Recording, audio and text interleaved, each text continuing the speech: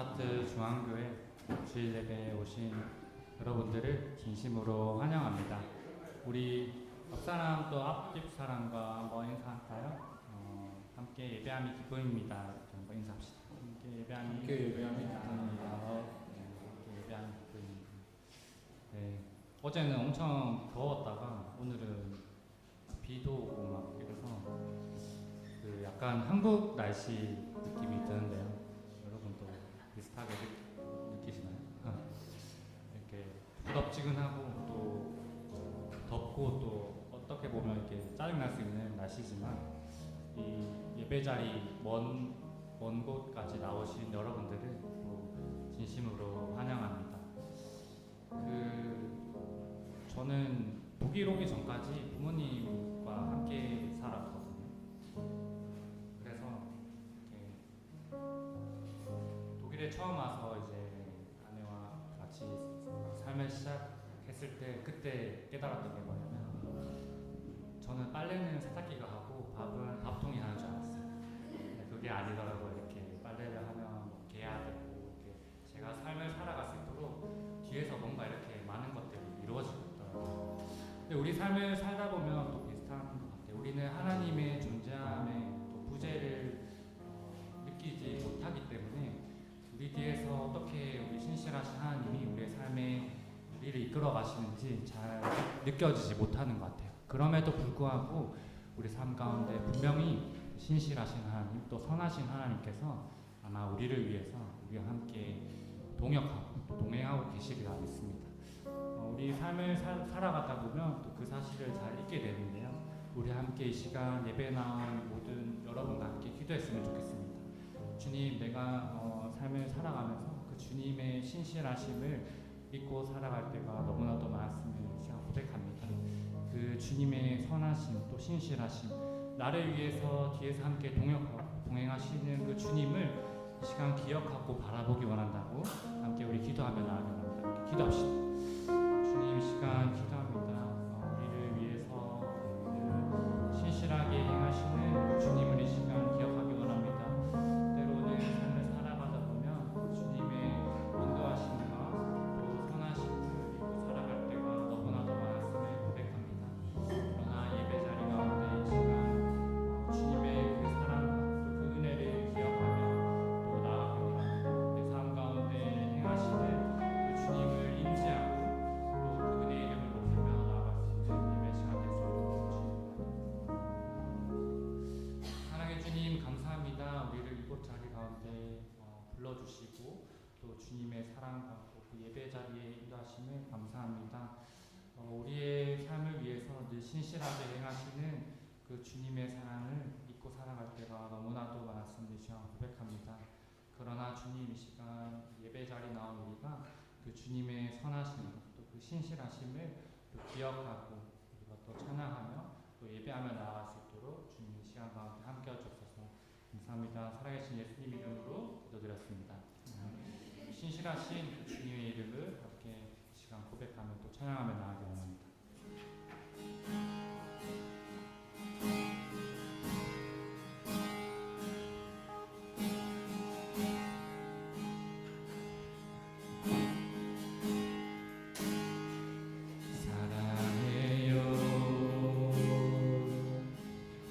신실하신 나의 주님, 나의 삶 주님 안에 있네.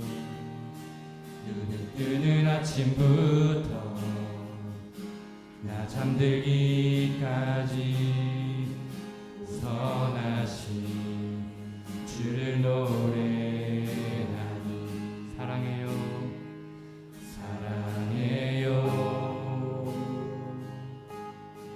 나를 인도하신 주님, 고난 중에도 나와 함께 하셨네.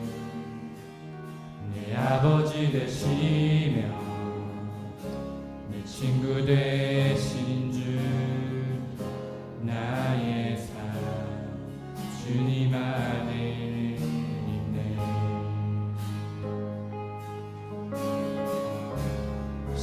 신실하신 나의 주님, 나의 삶을 인도하셨네. 나의 모든 호흡 따에 선하신 주를 노래하리.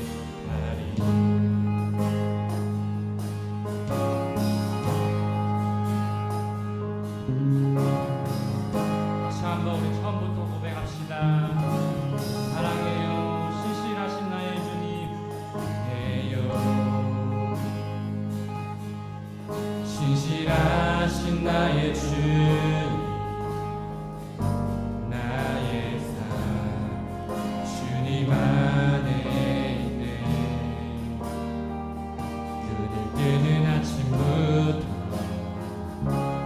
잠들기까지 선하신 주를 노래하리. 사랑해요 사랑해요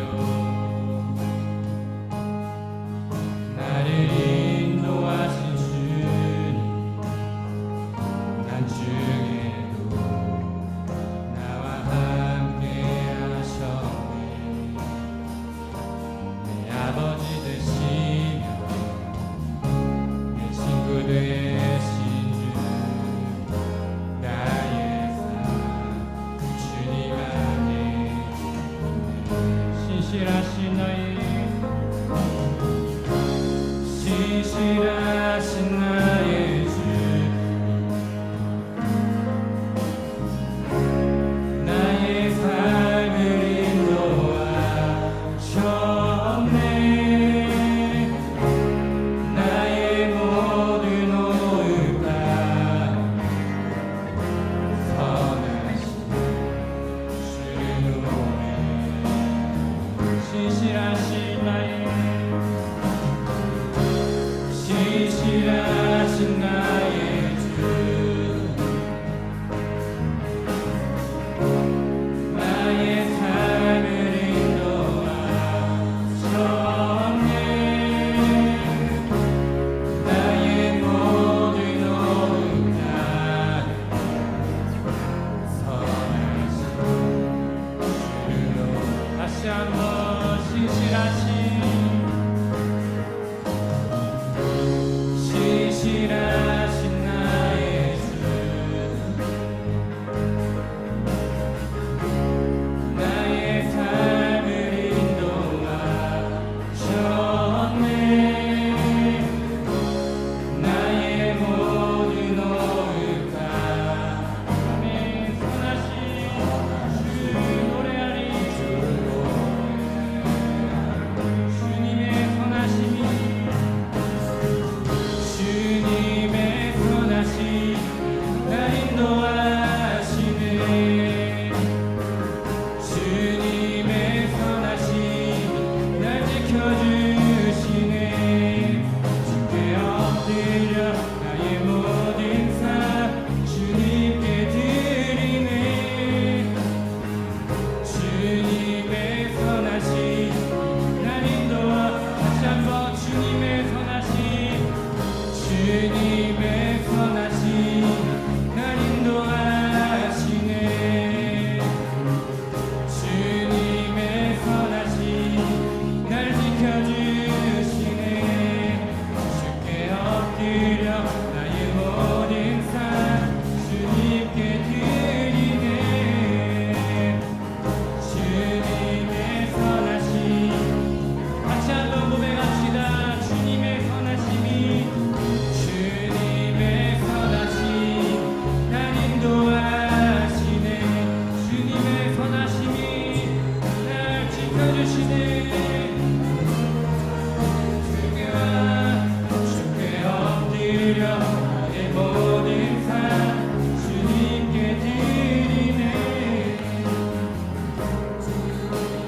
선하심이 날 인도하시네. 아멘. 이 시간 그 주님의 선하심이 우리에게 신실하심을 이 시간 믿습니까? 그렇다면 우리에게 찾아오신 그 주님의 사랑을 우리 함께 박수 치며 또 기쁨으로 함께 찬양하며 나가기 원합니다. 주 찬양합니다. 견딜 수 없이 내 맘을 불태우는 열정이 내 삶을 바꾸고 내 빛 대신 주님만을 바라보게 하시네. 날 이끄소서 주의 영광으로 내 모든 삶 그렇게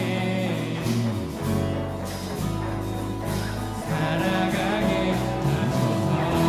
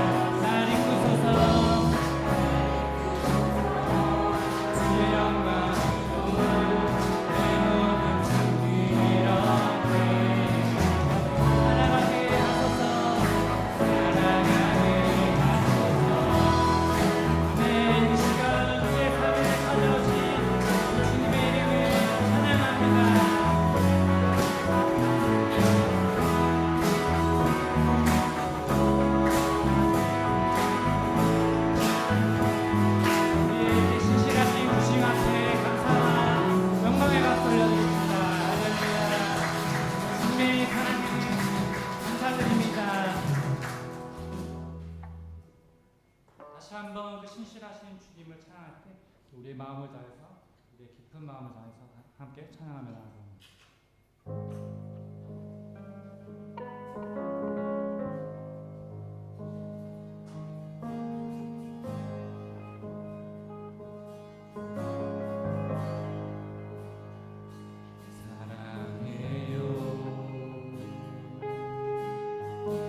신실하신 나의 주님 나의 삶 주님 안에 있네 눈을 뜨는 아침부터 나 잠들기까지 선하신 주를 노래하리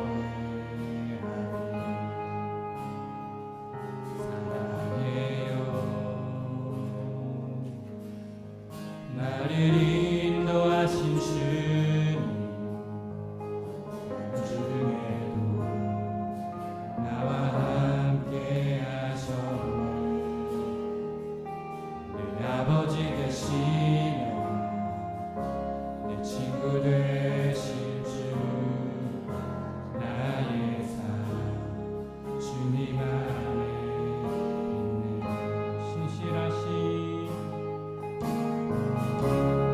신실하신 나의 주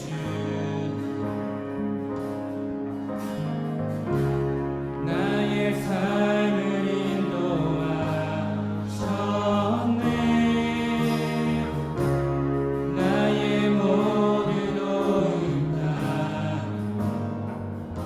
선하신 주를 노래하리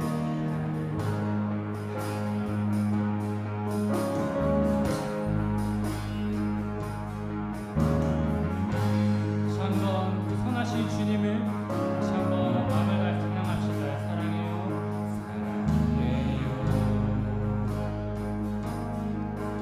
신실하신 나의 주 나의 삶 주님 안에 있네 뜨는 아침부터 잠들기까지 선하신 주를 노래하리 사랑해요. 나를 인도하시는 나를 인도하신 주님 주님도 나와 함께 하셨네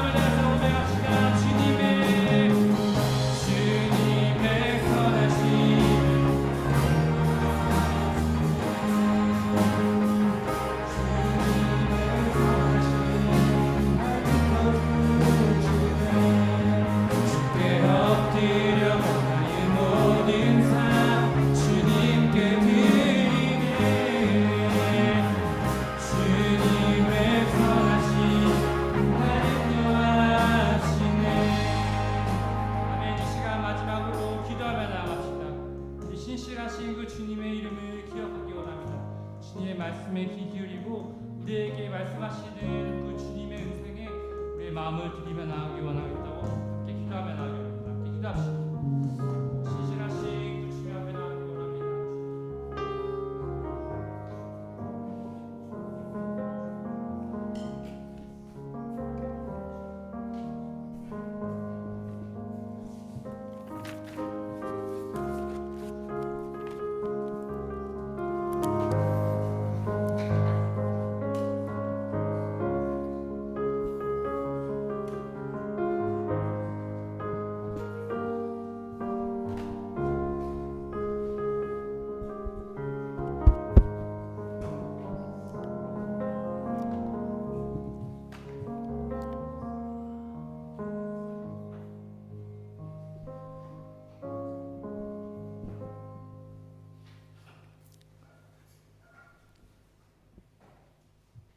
오늘은 삼위일체 주일이며 양선순 헌신 예배로 드립니다.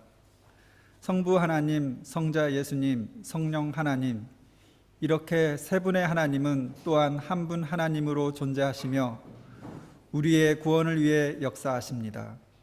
그 삼위일체 하나님께 예배드리겠습니다. 모두 자리에서 일어나십시오.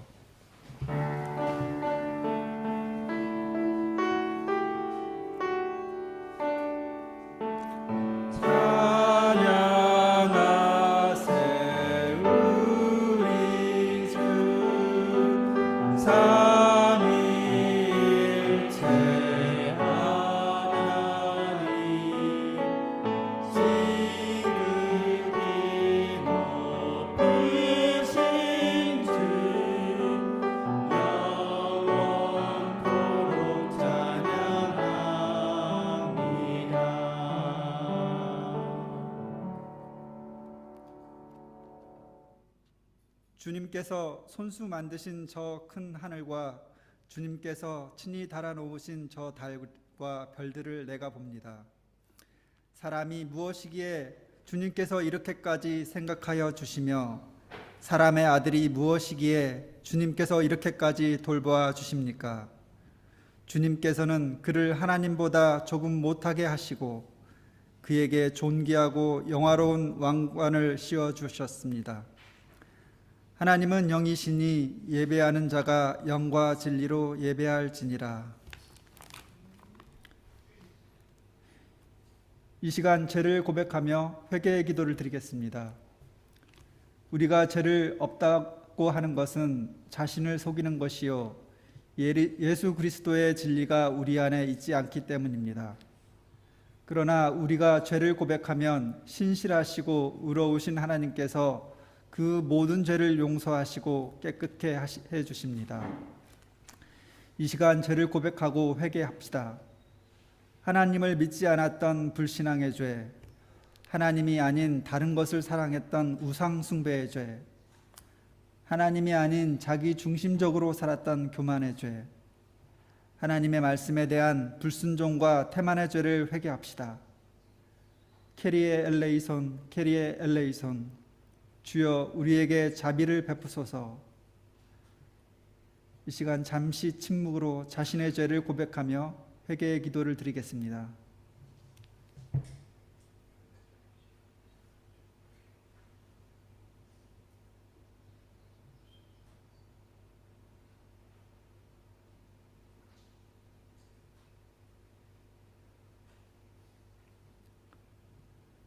우리가 아직 죄인이었을 때에 그리스도께서 우리를 위하여 죽으셨습니다.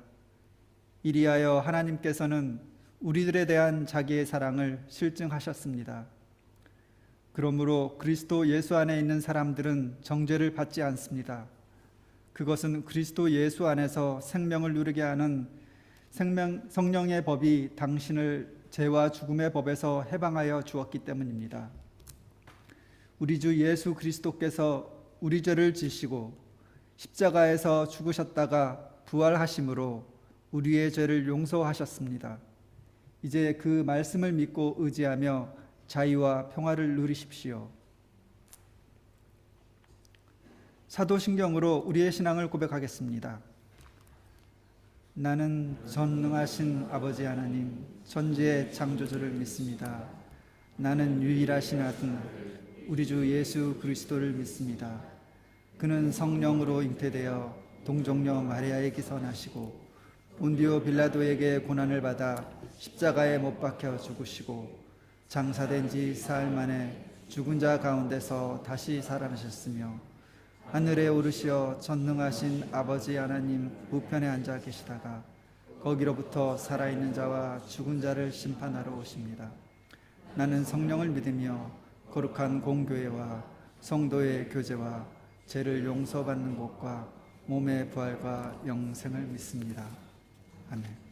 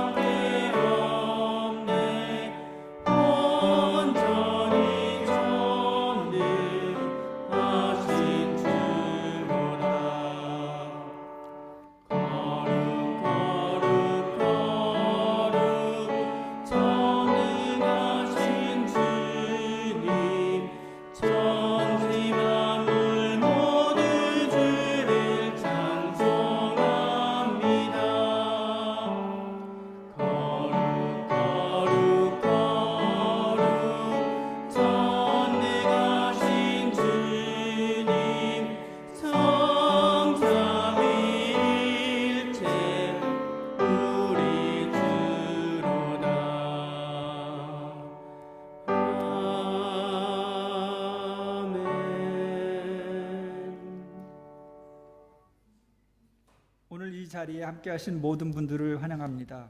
옆에 계신 분들과 서로 평화의 인사를 나누시겠습니다. 우리 주 예수 그리스도의 평화가 함께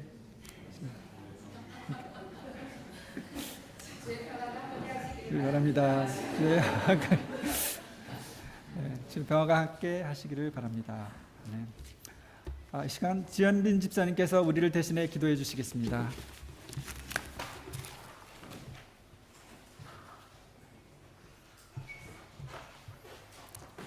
다 같이 기도 드리시겠습니다. 주님, 이번 한 주도 주님의 은혜 가운데 살았음을 고백합니다. 지나고 보니 주님께서 모든 순간을 함께 해주신 것이 다시금 깨달아집니다. 가정이나 직장, 학교, 그리고 다른 여러 상황 속에서 주님께서 허락하지 않은 일은 일어나지 않았고, 주님께서 허락한 상황 가운데서 우리는 주님께 기도하며 걸어올 수 있었음에 감사를 드립니다. 또 기도하기 힘든 중에 있는 지체에게 이들을 위해 중보하는 마음을 주시고 기도하게 하신 것 또한 주님의 은혜였음을 고백합니다. 주님, 이 시간 또한 우리가 걸어가는 여정 가운데 주님 앞에 기쁨이 되지 못했던 모습을 회개합니다. 죄에 대해 연약한 우리인데 죄의 유혹이 많은 세상을 기도로 주님께 의지하지 않고 우리의 힘으로 살다가 주님께 기쁨되지 못하는 모습을 보였습니다. 주님의 은혜를 받은 자로서 부끄러운 행실들을 주님 앞에 숨기지 않고 보여 회개하오니 이 시간 우리의 연약함을 아시는 주님, 그 크신 사랑으로 용서해 주시고 성령으로 우리를 채워주셔서 다시는 어두움 가운데 발을 디디지 않게 하여 주세요.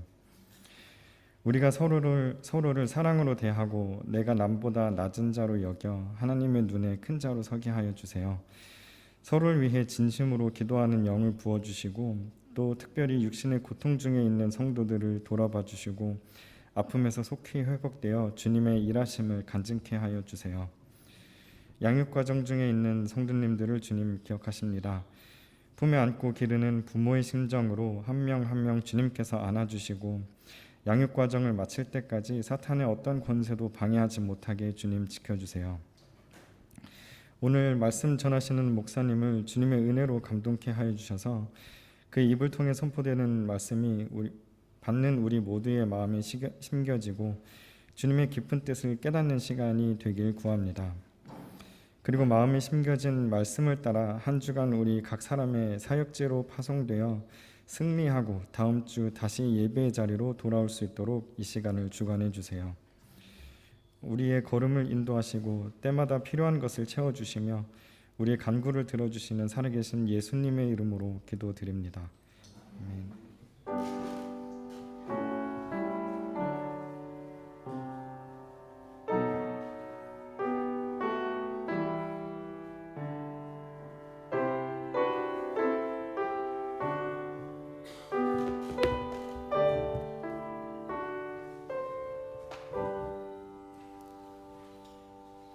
오늘의 1독서는 잠언 8장 1절에서 4절, 22절에서 31절입니다.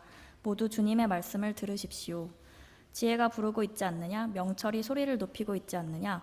지혜가 길가의 높은 곳과 내 거리에 자리를 잡고 서 있다. 마을 어귀 성문 곁에서 여러 출입문에서 외친다. 사람들아, 내가 너희를 부른다. 내가 모두에게 소리를 높인다.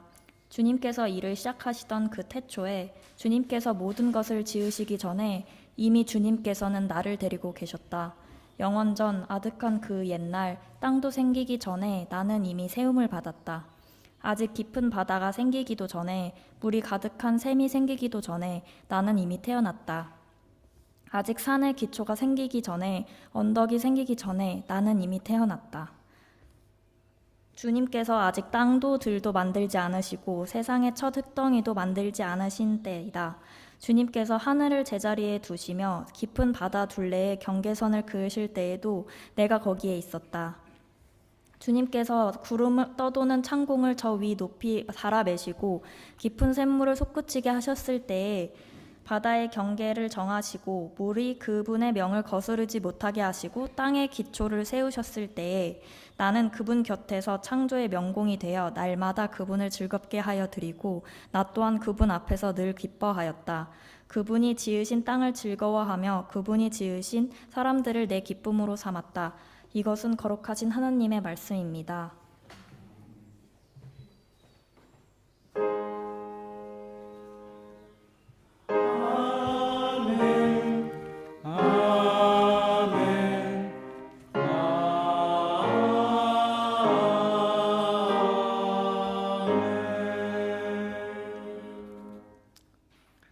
다 함께 성시교도 가시겠습니다. 예수께서 세례를 받으시고 곧 물에서 올라오실새 하늘이 열리고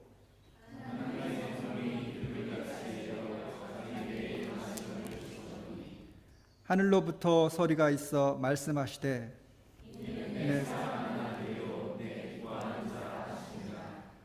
그러므로 너희는 가서 모든 민족을 제자로 삼아 아버지와 아들과 성령의 이름으로 세례를 베풀고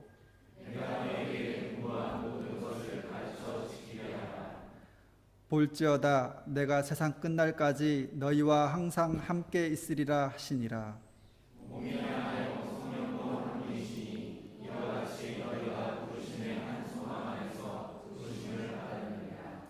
주도 한 분이시요 믿음도 하나요 세례도 하나요 하나님도 한 분이시니 곧 만유의 아버지시라. 만유 위에 계시고 만유를 통일하시고 만유 가운데 계시도다. 아멘.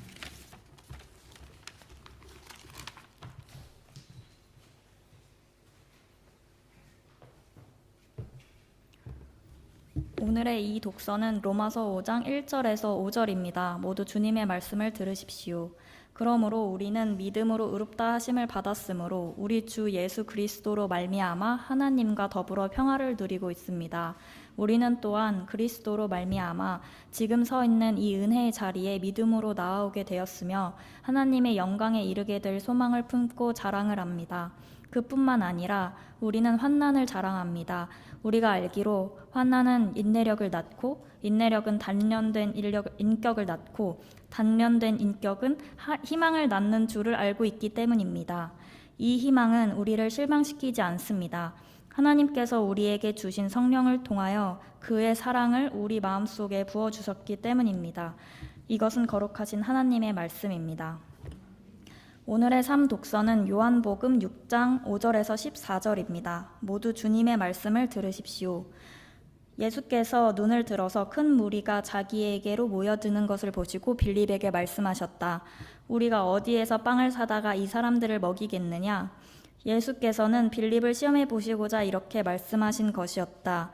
예수께서는 자기가 하실 일을 잘 알고 계셨던 것이다. 빌립이 예수께 이렇게 대답하였다. 이 사람들에게 모두 조금씩이라도 먹게 하려면 빵 200데나리온 어치를 가지고서도 충분하지 못합니다. 제자 가운데 하나이며 시몬 베드로와 형제간인 안드레가 예수께 말하였다. 여기에 보리빵 5개와 물고기 2마리를 가지고 있는 한 아이가 있습니다. 그러나 이렇게 많은 사람에게 그것이 무슨 소용이 있겠습니까? 예수께서는 사람들을 앉게 하여라 하고 말씀하셨다. 그곳에는 풀이 많았다. 그래서 그들이 앉았는데 남자의 수가 5,000명쯤 되었다. 예수께서 빵을 들어서 감사를 드리신 다음에 앉은 사람들에게 나누어 주시고 물고기도 그와 같이 해서 그들이 원하는 대로 주셨다. 그들이 배불리 먹은 뒤에 예수께서 제자들에게 이렇게 말씀하셨다. 남은 부스러기를 다 모으고 조금 더 버리지 말아라. 그래서 보리빵 5덩이에서 먹고 남은 부스러기를 모으니 12광주리에 가득 찼다. 사람들은 예수께서 행하신 표징을 보고 이분은 참으로 세상에 오시기로 된 그 예언자이다 하고 말하였다. 이것은 거룩하신 하나님의 말씀입니다.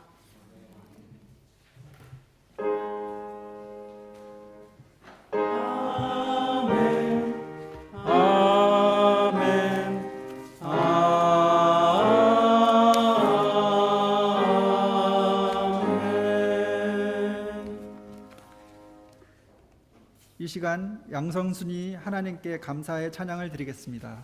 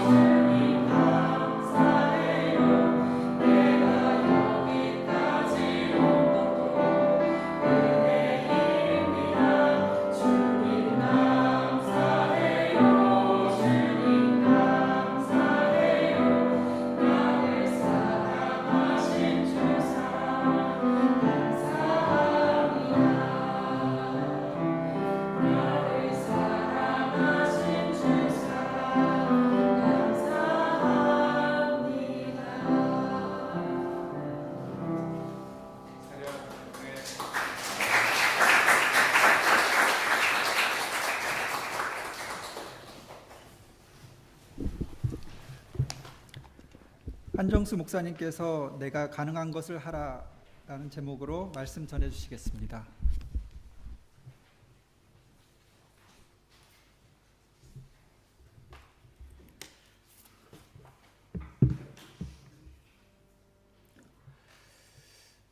다름쥐따준 중앙교회 성도 여러분 반갑습니다.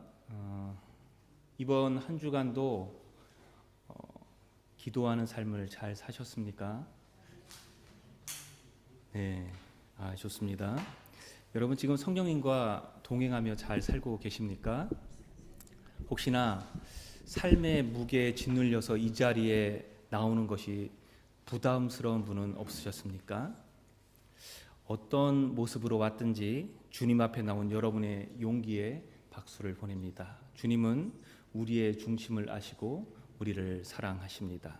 우리 앞뒤 옆에 있는 분과 우리 잠시 인사 나눴으면 좋겠습니다. 하나님이 당신을 사랑하십니다. 하나님은 당신의 중심을 아십니다.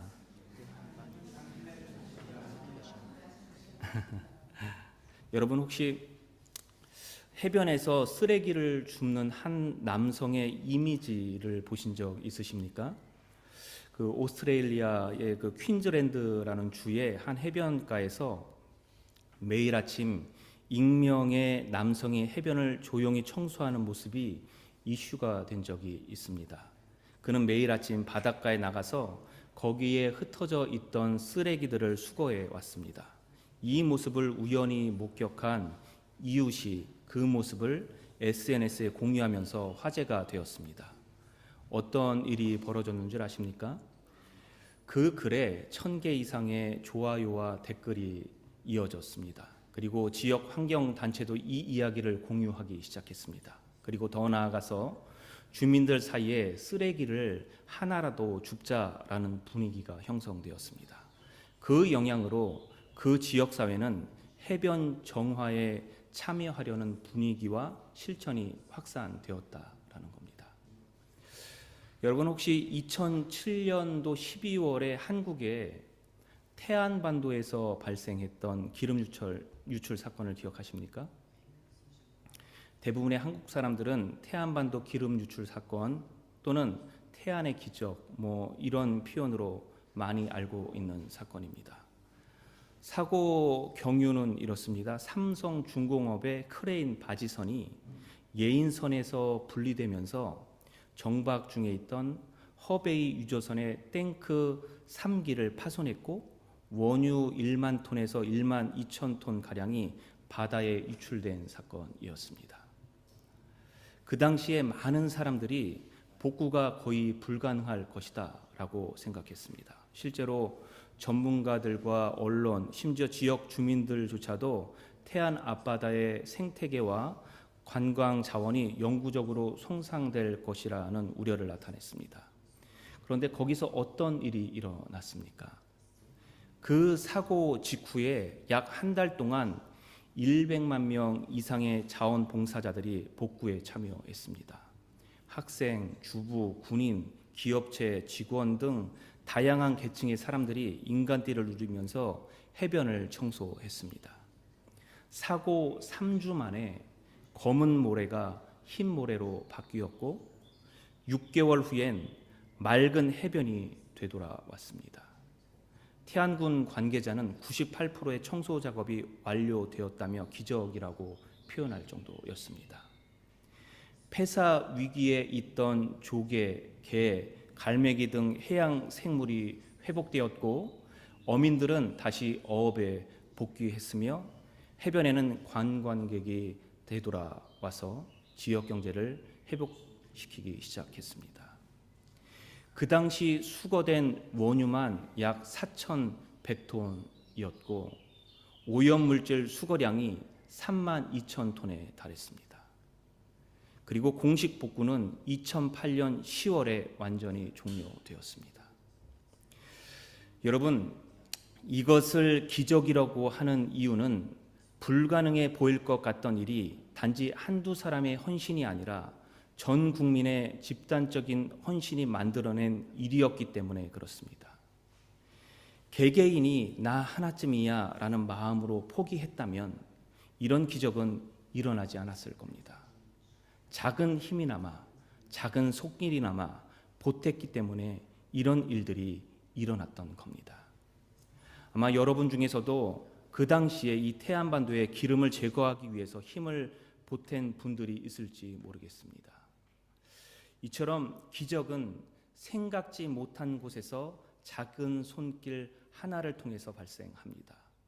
우리의 생각을 뛰어넘고 우리가 인지하지 못했던 것으로부터 시작됩니다.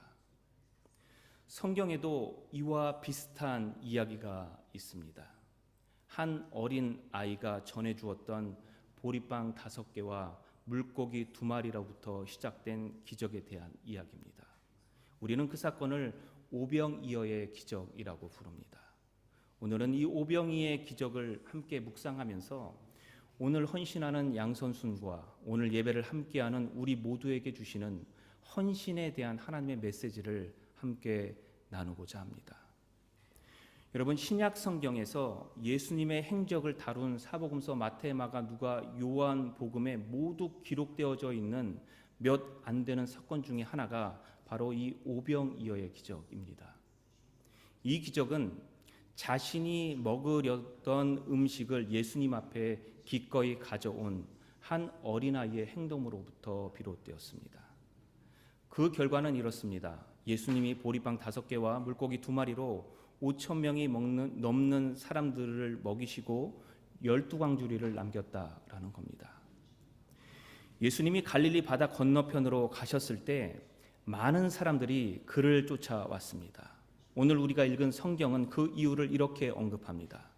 그들이 병든 사람을 고쳤던 예수님의 기적을 보았기 때문이었다라는 겁니다. 유대인들은 예수님이 행하셨던 기적에 놀랐고 그것을 통해서 다시 올 예언자에 대한 기대감을 예수님에게서 찾았습니다. 왜냐하면 그들은 자기 민족을 향한 하나님의 회복을 기대하며 오랜 시간을 살아왔기 때문이었습니다. 그때가 되면 엘리야와 같은 위대한 예언자가 다시 와서 기적을 행할 것이라는 말을 그들은 들어왔습니다. 그래서 그런 기적을 행하는 예수님을 보았을 때 유대인들은 혹시 예수님께서 그 예언자가 아닐까라는 기대감을 갖고 그에게 몰려들었던 겁니다. 그들은 예수님이 행하시는 기적을 경험하고 즐거워했으며 정말로 그분일 것 같다고 수군거렸습니다. 그런데 그게 전부였다라는 겁니다. 그 이상의 어떤 결단을 실행으로 옮기지 않았습니다. 어쩌면 그들은 무엇을 해야 할지를 몰랐을 수도 있습니다. 우선 저는 이런 부류의 사람들을 가리켜서 주변인이라고 표현하려고 합니다. 진리 그 자체보다는 그것으로 생기는 다른 것들에 관심이 있는 사람들을 가리키는 말입니다. 그들이 바로 예수님 주변에 모여들었던 사람들이었습니다. 그런데 그들은 예수님 앞에서만 그랬던 것이 아니었습니다. 과거에도 똑같은 행동을 했던 전적이 있습니다. 바로 세례 요한이 회개를 외치며 요단 강가에서 세례를 베풀었을 때 그들은 세례 요한에게 몰려들었었습니다. 혹시 그가 이 민족을 회복할 그 예언자일지도 모른다는 기대감으로 달려갔던 겁니다. 그러나 세례 요한이 헤롯 왕에게 잡혀서 죽임을 당하자 그들은 어떤 행동을 취했는 줄 아십니까? 그때 세례 요한의 죽음 곁엔 단지 소수의 제자들만 남아 있었습니다.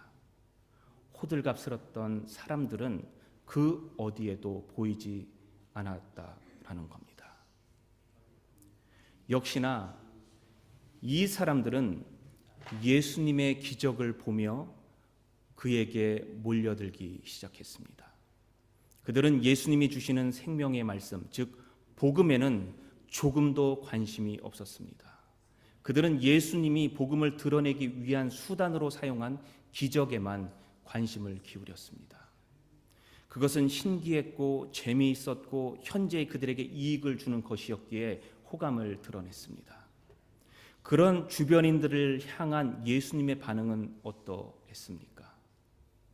예수님은 그런 사람들의 마음을 아셨음에도 불구하고 그들을 불쌍히 여기셨습니다. 모여드는 사람들의 병을 치료해 주셨고 귀신을 쫓아 주셨습니다. 그런데 주변인이란 거기까지가 그들의 한계인 겁니다. 그들은 더 이상 예수께로 가까이 나아오지도 헌신하지도 않는 사람이었다라는 말입니다. 그럼에도 불구하고 어떻게 이러한 상황 속에서 예수님은 아무렇지도 않게 행동할 수 있었겠는가? 우리는 여기서 그분의 관심이 무엇이었는지에 대해서 눈여겨봐야 합니다.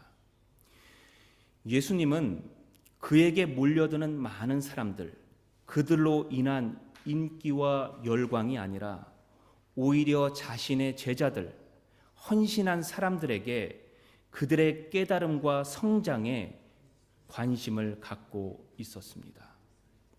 예수님은 흰기로 같은 헛된 것에 그의 마음을 뺏기지 않았다라는 겁니다. 예수님이 이 땅에 오신 이유가 무엇입니까? 오늘 말씀을 포함한 성경은 그것을 우리에게 무엇이라고 말하고 있습니까? 크게는 예수의 십자가를 통한 죄인 구원과 악으로부터의 승리를 말하고 있습니다. 그리고 오늘 말씀을 중심으로 해서 살펴보면 예수님은 하나님의 뜻을 이루며 이 땅에 하나님의 나라를 위한 기초를 쌓는 일에, 그리고 자신을 따라 그 일을 감당할 제자들을 성장시키는 일에 관심을 두었습니다. 그래서 예수님은 제자들이 하나님의 뜻을 알아가고 하나님이 사람이 되어서 사역하도록 준비시켰다는 말입니다. 거기에 관심을 집중했다라는 거죠.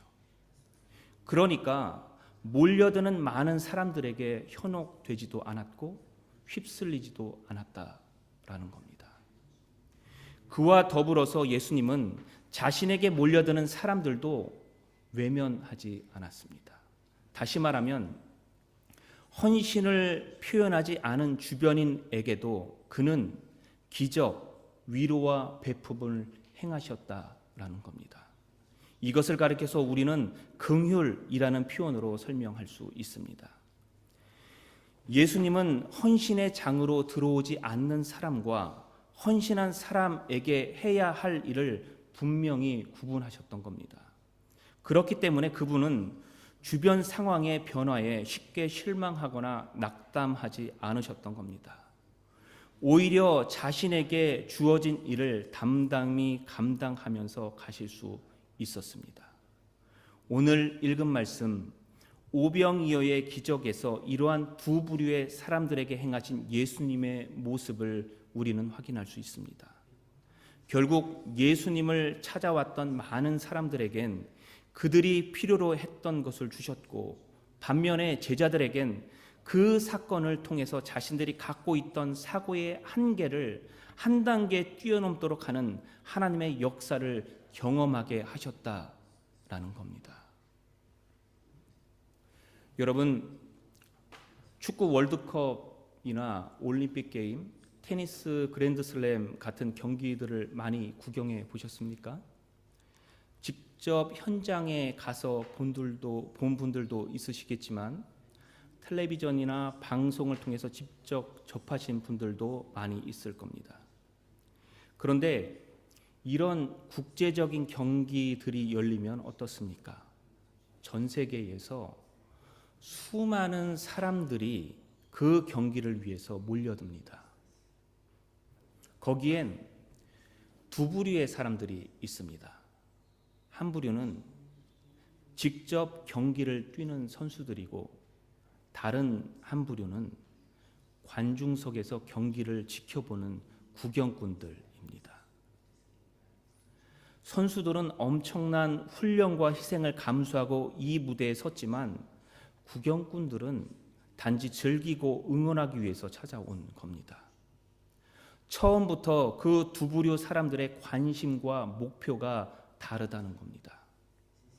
이 경기를 위해서 자신의 모든 것을 걸고 거기에 투자한 선수들이 있는 반면에, 그것을 보면서 기쁨을 느끼고 자신들의 눈과 귀를 만족시키려는 사람들이 있다는 말입니다. 그렇다고 그것을 잘못되었다라고 말할 수 있습니까? 그렇지 않죠.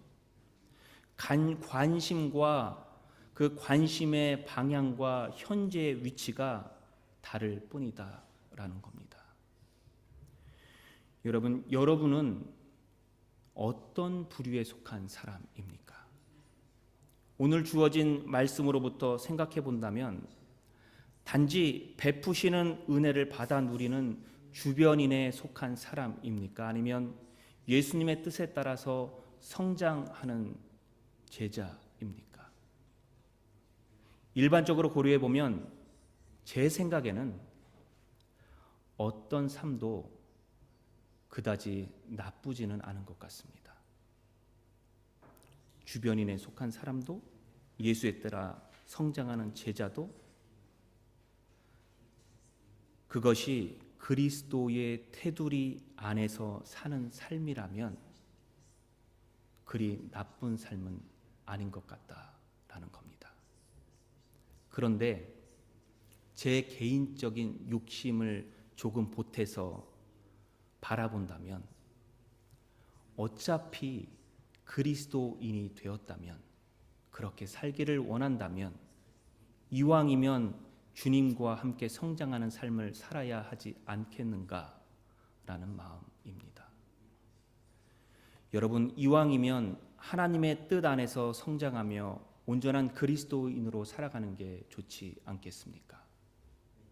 그렇게 되기를 주님의 이름으로 축복합니다. 그냥 주변인으로 사셔도 좋습니다. 그렇다면 예수님은 이 오병이어의 기적을 통해서 헌신을 결단한 제자들에게 무엇을 가르쳐 주셨습니까? 예수님이 그들에게 무엇을 말씀했냐라는 겁니다. 단도직입적으로 말하면 이렇습니다. 오병이어의 기적을 통해서 우리가 인지할 수 있는 메시지는 지금 내가 가능한 일을 해라 라는 겁니다. 여러분, 아무것도 안 하면 아무 일도 일어나지 않습니다. 오늘 말씀을 한번 생각해 보겠습니다. 보리빵 5개와 물고기 2마리를 드리겠다고 가져온 한 어린아이의 결단도 대단합니다. 그 아이도 자신이 할 수 있는 일을 한 겁니다. 그런데 예수님의 제자 안드레가 그 아이의 소박한 마음을 무시하고 예수께로 인도하지 않았다면 5,000명을 먹이고 12광주리가 남는 기적이 일어났겠습니까? 아마도 그 기적은 일어나지 않았을 겁니다. 제자 안드레가 그 어린아이의 소박한 도시락을 무시하지 않고 예수님에게 인도했기에 일어난 기적입니다. 안드레도 그가 할 수 있는 일을 한 겁니다. 여러분, 예배하지 않으면 예배에 감동이 없고 기도하지 않으면 하나님의 음성을 들을 수 없습니다. 지난주 설교 가운데 악착같이 기도하자고 말씀드렸는데 기도하는 삶을 여러분 살고 계십니까?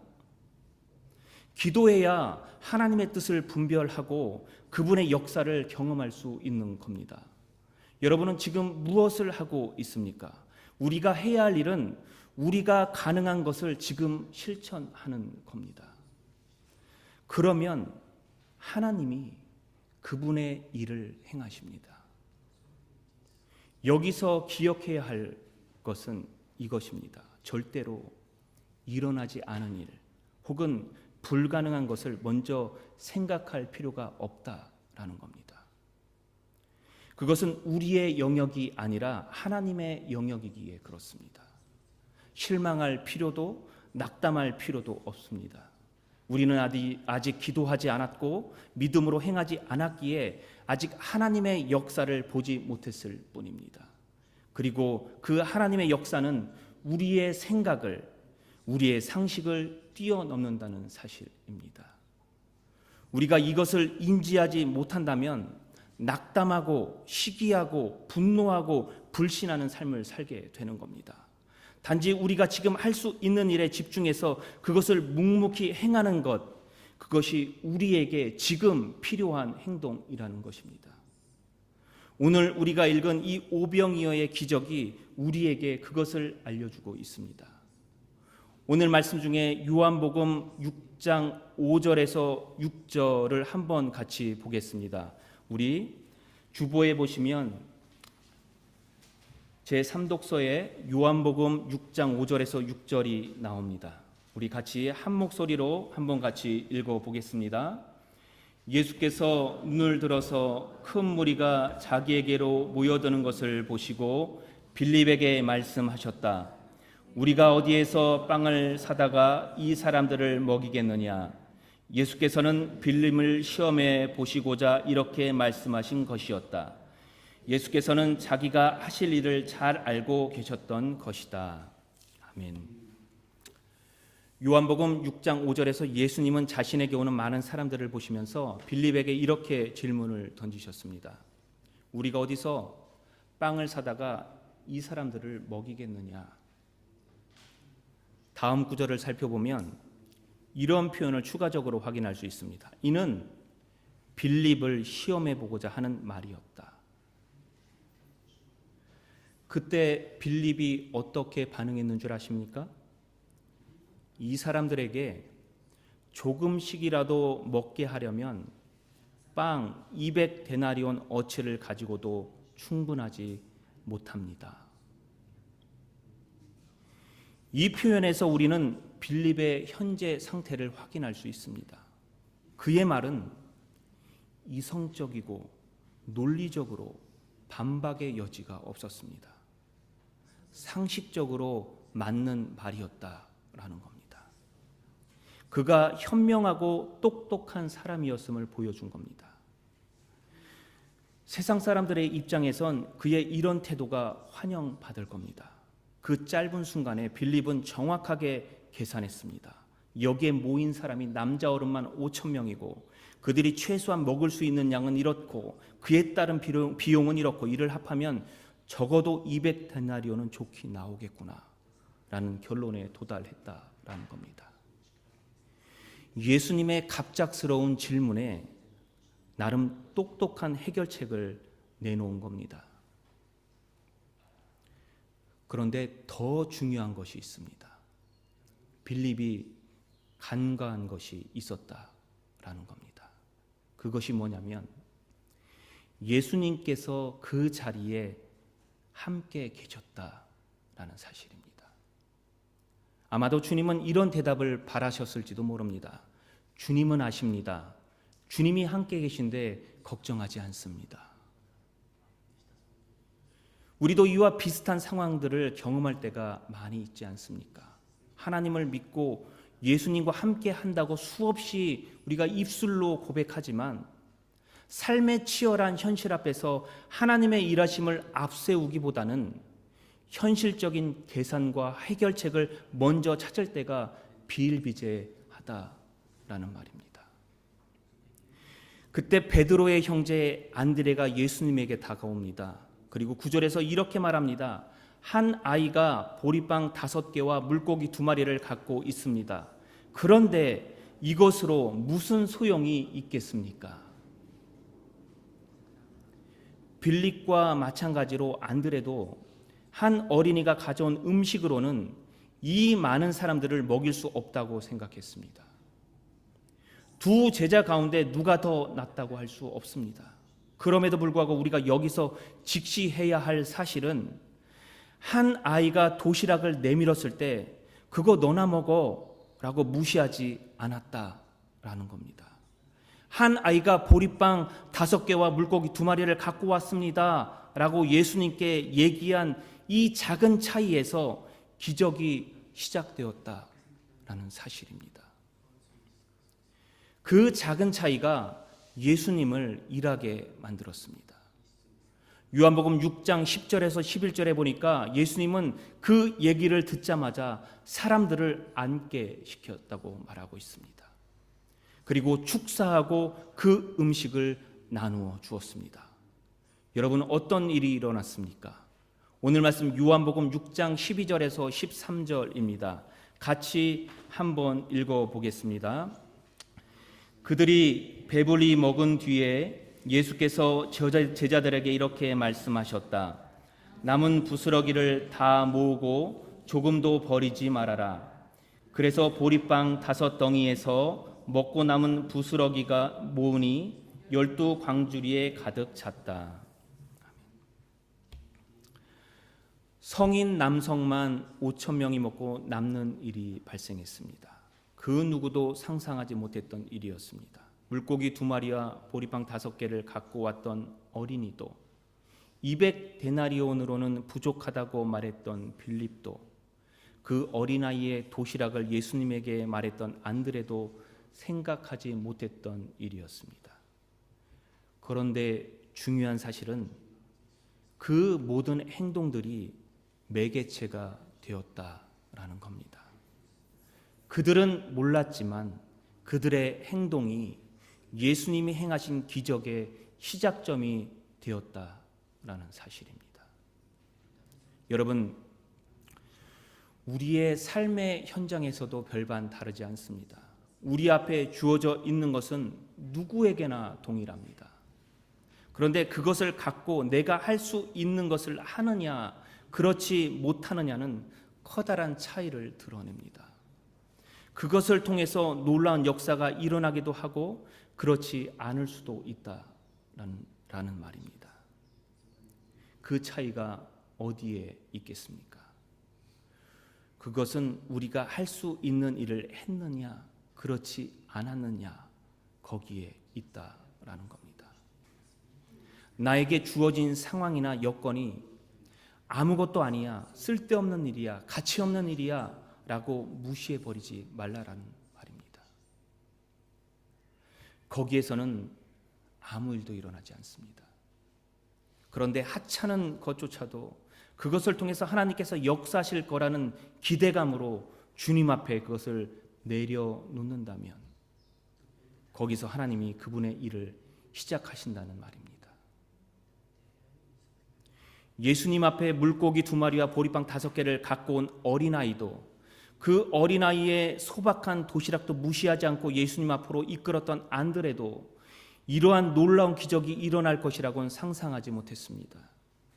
그들이 한 일이란 단지 그들이 할 수 있는 일을 그들 스스로 했다라는 겁니다. 어린아이는 물고기 2마리와 보리떡 5개라는 도시락을 기꺼이 꺼내 놓았고, 안드레는 그 어린이의 도시락을 무시하지 않고 예수님 앞에 내놓을 수 있도록 인도했습니다. 거기에서 예수님의 오병이어의 기적이 일어난 겁니다. 우리는 지금 어떤 것을 손에 쥐고 있습니까? 어떤 재능을 갖고 있습니까? 어떤 생각을 하고 있습니까? 무엇을 할 수 있습니까? 그것이 엄청난 재능일 수도 있지만 별 볼 일 없는 것일 수도 있습니다. 그런데 그것이 무엇이든 간에 아무것도 하지 않으면 거기에선 어떤 일도 일어나지 않습니다. 그런데 하찮은 일조차도, 내가 갖고 있는 변변치 않은 능력조차도 주님 앞에 기꺼이 내놓으면 거기서 하나님께서 역사를 만들어 가십니다. 여러분, 오늘 말씀 가운데 우리가 기억해야 할 것은 단순합니다. 내가 갖고 있는 것을 하나님 앞에 그대로 내놓아라. 그리고 그 이상의 역사를 이끌어 가시는 하나님을 바라봐라. 우리가 자유로워질 부분은 이겁니다. 아직 일어나지 않은 일에 대해서 너무 걱정할 필요 없습니다. 아직 일어나지 않은 사건에 대해서 우리 스스로 한계를 만들어서 제한할 필요가 없다라는 겁니다. 제가 설교를 준비하면서 찬양을 많이 듣는데 올해 초에 한 찬양을 들으면서 정신이 번쩍 든 적이 있었습니다. 바로 아이라 스탠펠이 작사 작곡한 내일 일은 난 몰라요라는 찬양입니다. 혹시 아시는 분 계십니까? 오래된 찬양이라서 모르는 분들도 아마 계실 겁니다. 1980년대에 안희숙 사모님이 한국어로 의역을 한 찬양입니다. 우리가 누구에게 초점을 맞추어야 하는지를 잘 알려주는 찬양이죠. 그런데 오늘이 기회다 싶어서 이 찬양을 여러분에게 좀 소개하려고 합니다. 제가 가사를 한번 읽어보겠습니다. 내일 일은 난 몰라요. 하루하루 살아요. 불행이나 요행함도 내 뜻대로 못해요. 험한 이 길 가고 가도 끝은 없고 고뇌요. 주님 예수 팔레미사 내 손 잡아 주소서. 내일 일은 난 몰라요. 장래 일도 몰라요. 아버지여 날 붙드사 평탄한 길 주옵소서. 좁은 이 길 진리의 길 주님 가신 그 옛길 힘이 들고 어려워도 찬송하며 갑니다. 성령이여 그 음성을 항상 들려 주소서. 내 마음은 정했어요. 변치 말게 합소서. 내일 일은 난 몰라요. 장래 일도 몰라요. 아버지여 아버지여 주신 소명 이루소서. 만왕의 예수께서 이 세상에 오셔서 만백성을 구속하니 참구주가 되시네. 순교자의 본을 받아 나의 믿음 지키고 순교자의 신앙 따라 이 복음을 전하세. 불과 같은 성령이여 내 맘에 항상 계셔. 천국 가는 그날까지 주여 지켜 주옵소서.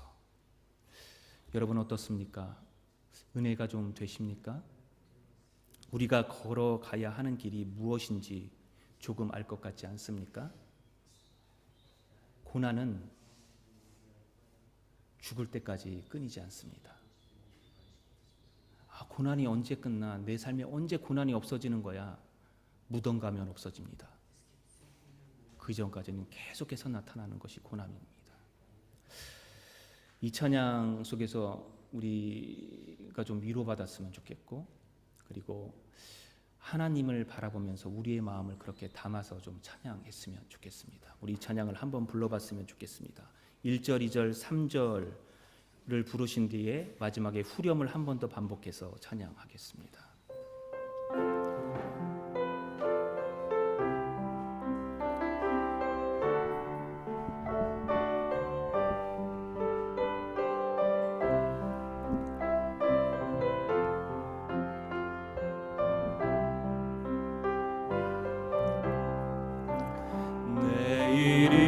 내일은 난 몰라요.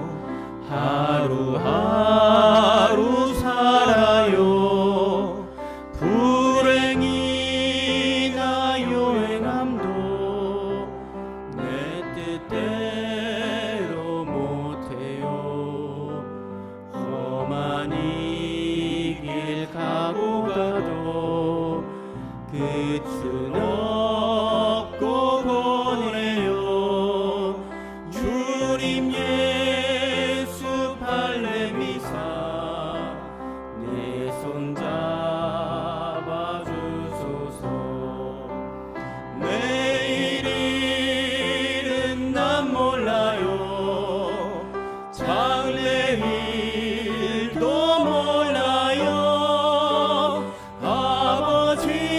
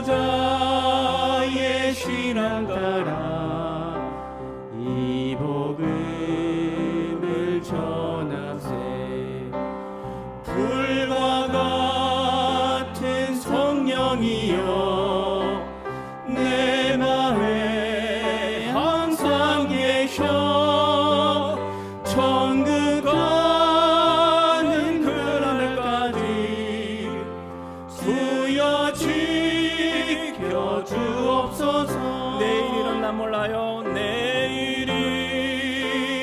난 몰라요. 장래일도 몰라요.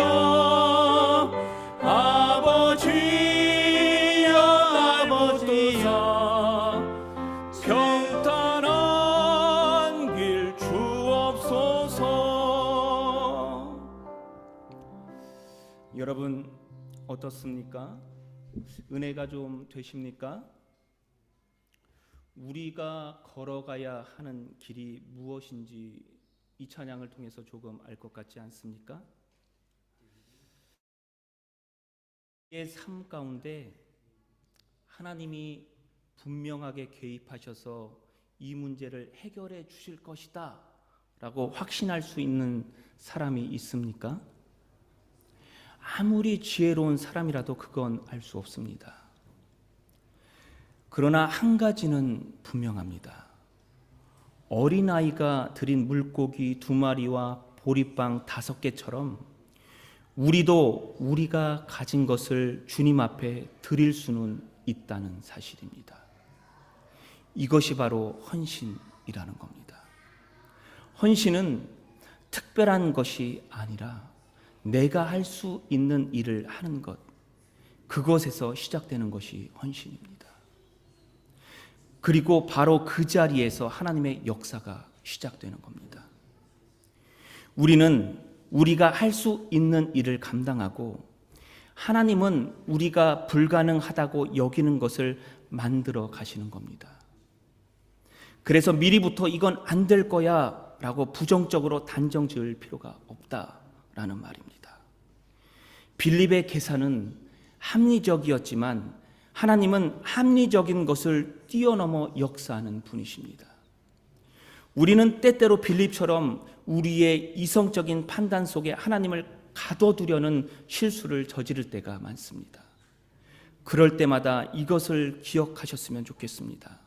하나님은 우리의 생각을 초월해서 일하는 분이시다라는 사실입니다. 성도 여러분, 예수님은 헌신하기로 결정한 제자들에게 무엇을 가르쳐 주셨습니까? 그들의 상식을 뛰어넘는 하나님의 역사를 보여주길 원하셨습니까? 그것도 맞습니다. 그런데 그 이상의 것을 오늘 말씀 속에서 우리에게 알려주고 있는 겁니다. 그것은 곧 우리가 우리의 일을 하면 하나님은 우리의 상식을 뛰어넘는 하나님의 역사를 이루어 가신다라는 사실을 보여주셨습니다. 여러분, 알버트 슈바이처 박사를 아시죠? 그는 목사면서 의사면서 음악가였습니다. 하지만 그는 모든 것을 내려놓고 아프리카로 가서 의료 선교를 시작했습니다. 처음에는 의료 장비도 병원도 없었습니다. 하지만 그는 자신이 할 수 있는 작은 일부터 시작했습니다. 결국 그의 헌신은 수많은 생명을 살리는 위대한 사역으로 이어졌습니다. 슈바이처는 그의 일을 했고 하나님은 불가능을 가능케 하신 겁니다. 오늘 헌신을 다짐하는 양선순 그리고 이 예배를 함께 드리고 있는 성도 여러분, 기독교는 우리의 신앙은 이성적이고 논리적으로 사고할 뿐만 아니라 삶으로 고백하는 신앙입니다. 그 믿음의 실천이 오병이어와 같은 기적을 이루어 왔습니다. 여러분은 지금 어떤 삶을 살길 원하십니까? 그 상황 속에서 여러분이 지금 할 수 있는 일은 무엇입니까? 우리가 해야 할 일은 우리의 힘으로 실천 가능한 바로 그 일이라는 겁니다. 그 이상은 하나님의 몫입니다. 우리가 할 수 있는 일을 지금 감당하면 하나님은 그 이상의 일을 이루십니다. 하지만 아무것도 하지 않으면 아무 일도 일어나지 않습니다. 불평만 늘어놓는다면 우리 안에 낙심만 쌓일 뿐입니다. 여러분이 지금 할 수 있는 일이 무엇인지를 한번 돌아보시기 바랍니다. 그리고 그것을 행하기로 결단하기를 바랍니다. 그럴 때 하나님께서 우리와 함께 놀라운 역사를 이루어 가실 겁니다. 그런 삶을 살아가기를 주님의 이름으로 간절히 축복합니다. 같이 기도하겠습니다. 하나님 아버지, 오늘 우리에게 오병이어에게 기적을 통해 귀한 말씀을 주심을 감사합니다. 오늘 헌신을 다짐하며 나아가는 양선순과 또 같이 예배를 드리는 성도들 가운데 단순히 주변인으로만 머물지 않고 예수님의 제자로서 성장하기로 결단하는 결단이 있게 하여 주시옵소서. 우리가 할 수 있는 작은 일에 충성함으로써 주님의 놀라운 역사하심을 경험하게 하여 주시옵소서. 때로는 우리의 이성과 논리로 한계를 설정하고 하나님의 능력을 제한할 때가 있습니다.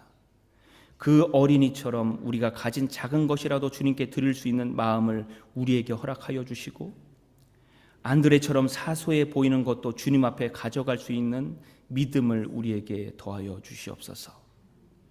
우리의 몫은 우리가 할 수 있는 일을 하는 것이고 그 이상은 하나님의 몫임을 기억하게 하여 주시옵소서.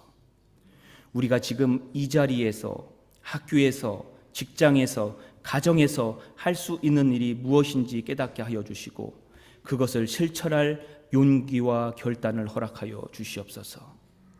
우리의 작은 헌신을 통해 하나님의 놀라운 역사가 이루어지는 경험을 하게 하여 주시고 이를 통해서 더욱 주님을 믿고 따르는 제자들이 되게 하여 주시옵소서. 감사드리며 예수 그리스도의 이름으로 기도드립니다. 아멘.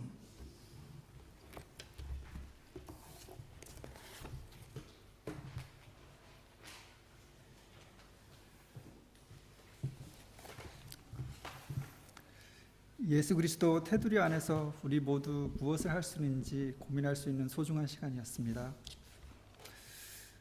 주님이 가르치신 기도로 함께 기도하겠습니다. 하늘에 계신 우리 아버지, 아버지의 이름을 거룩히 하시며 아버지의 나라가 오게 하시며 아버지의 뜻이 하늘에서와 같이 땅에서도 이루어지게 하소서.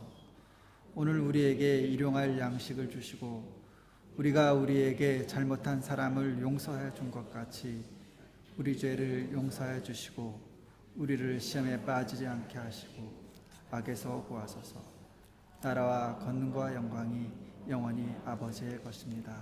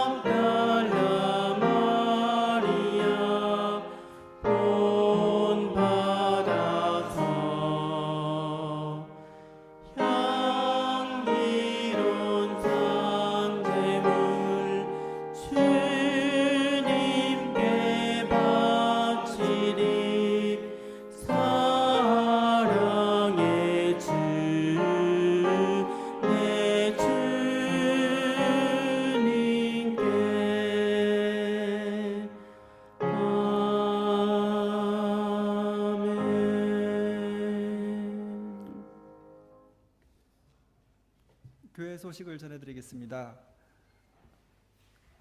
주보의 별지를 참조해 주십시오. 김재학 담임 목사님께서는 한국에 5월 25일부터 6월 25일까지 방문 중에 계십니다. 교단 청회와 백장미 양우철 성도의 주례차 한국 방문 중입니다. 계획하신 사역과 일정을 은혜 가운데 잘 마무리하시도록 기도 부탁드립니다. 그동안 함께 예배를 드렸던 임광석 지사님의 어머니 배영순 권사님께서 6월 17일 다음 주 화요일에 한국에 귀국하십니다. 모두 환송의 인사를 나눠주시면 감사하겠습니다.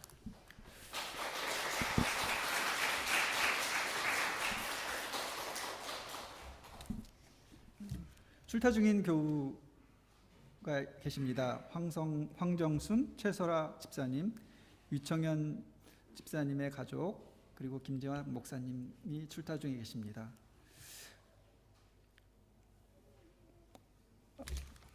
그리고 헌신예배로 수고해 주신 양선순께 감사드립니다. 예배 후에는 식사 교제가 있습니다. 도움순은 충성 희락순입니다. 다음 주일 예배사에는 유승자 선교사님, 설교는 한정수 목사님이 하십니다. 금요 집회는 6월 한 달간 방학을 합니다. 그리고 이번 주 함께 중보하는 중보 기도를 할 교회는 델트몬트 찬양교회 그리고 고향교회입니다.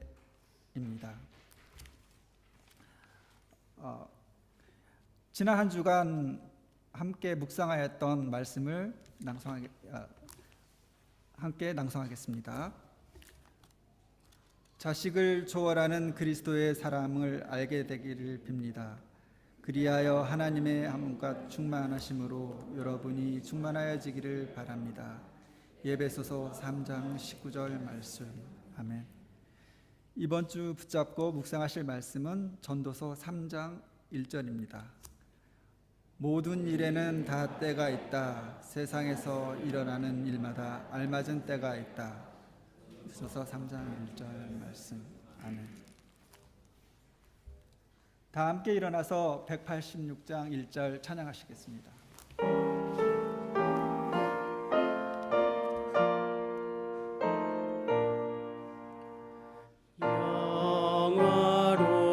영화로우신 주 성령 나의 마음 비추사 어둠 몰아내시고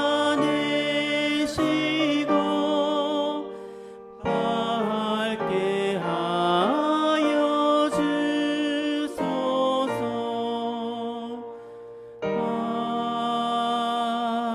아멘.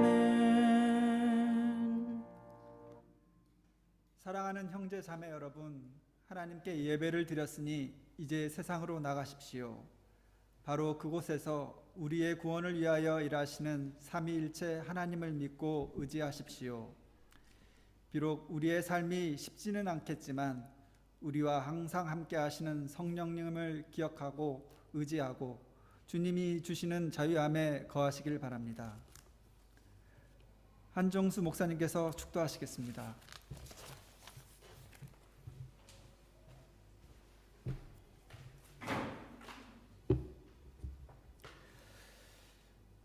여호와는 내게 복을 주시고 너를 지키시기 원하며 여호와는 그 얼굴을 내게 비추사 은혜 베푸시기 원하며 여호와는 그 얼굴을 내게로 향하여 드사 평강 주시기를 원하노라.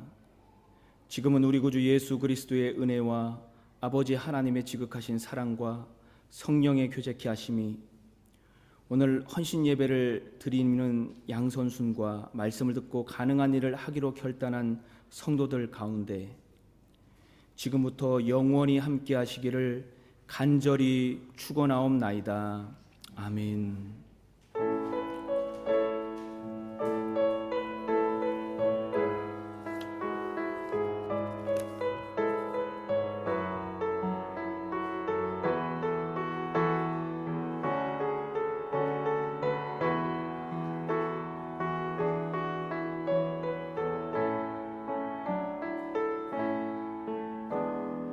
교회여 일어나라.